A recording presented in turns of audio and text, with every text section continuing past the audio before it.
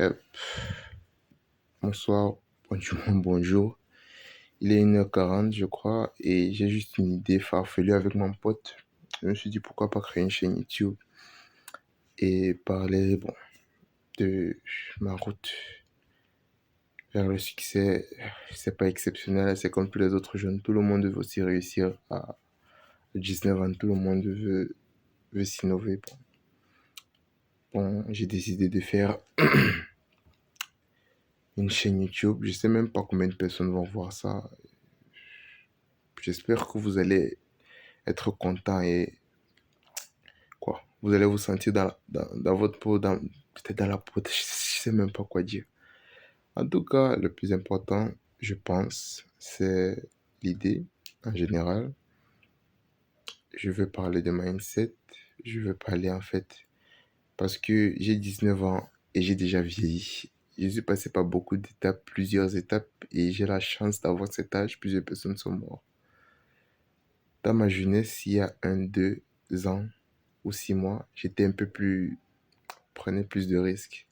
Mais à mes 19 ans maintenant, je commence à voir la vie avec plus de clarté, avec plus de fermeté. On rêve beaucoup et on s'empêche aussi de rêver parce que, bon, ça dépend du travail.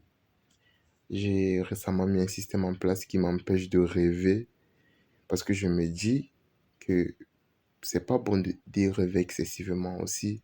Les gourous en ligne, tout ce dit aux gourous en ligne, je m'explique. Plus tu regardes de gourous en ligne, c'est vrai, ça te fait du bien, mais en même temps aussi, c'est toxique. Pourquoi? Parce que si tu tombes dans cette phase où tu ne fais que regarder des gourous en ligne et tu oublies que toi-même, tu es une personne comme eux et que tu peux faire la même chose et que tu passes ton temps à scroller sur Instagram, regarder des Reels, regarder TikTok, ça va pas aller. D'un peu, c'est ça l'idée en soi, c'est de prouver que bon, il faut se poser en tant qu'individu, en tant qu'être humain.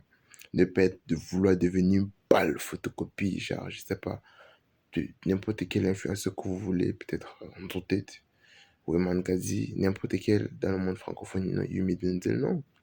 Il faut se caser, il faut savoir que tu as un comportement, tu es une personne à part entière, et ensuite, travailler en conséquence de tes rêves. Genre, si tu veux quelque chose, je sais pas, carrément, moi j'ai des rêves des désillusionnaires. Mais je sais pas si ça se dit même en français. Mais vous allez pas donner mon mot. Le truc, c'est aussi que bon, tous les jeunes sont comme ça. En fait, c'est un truc que j'ai remarqué. Bon, ça commence à se trier. Parce que tout le monde rêve de grandeur dès le plus jeune âge, jusqu'à 20 ans, jusqu'à la fin de la vie, tout le monde a un rêve, tout le monde a tué un objectif. Vous aurez toujours votre parent qui voudra acheter telle voiture, mais il n'aura jamais.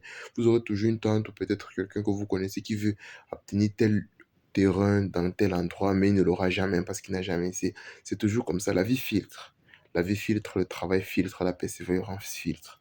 Donc, qu'est-ce qui se passe? Beaucoup de personnes veulent quelque chose, mais peu de personnes l'obtiennent. Donc, la majorité des jeunes veulent devenir riches, mais seuls quelques-uns vont terminer. Peu vont finir, vont travailler, peu vont être consistants. Donc, chaque fois que tu te sépares de la majorité, tu marques un point, même si tu n'as pas encore du succès. Mais je pense déjà que tu marques un point, c'est-à-dire quoi? Je m'explique. Quand je suis dans la phase où je rêve, je fais partie d'une majorité. Puis, euh, je suis, disons, au on va être simple dans les mots, on va être simple dans les propos. Tu fais partie d'une majorité quand tu rêves. Puis, dès que tu commences à travailler, dès que tu commences à faire des recherches sur ton objectif, tu t'inspires, disons, d'habitude, on commence à regarder la biographie des personnes qui ont réussi. On se dit que, bon, quel business est-ce qu'ils ont eu?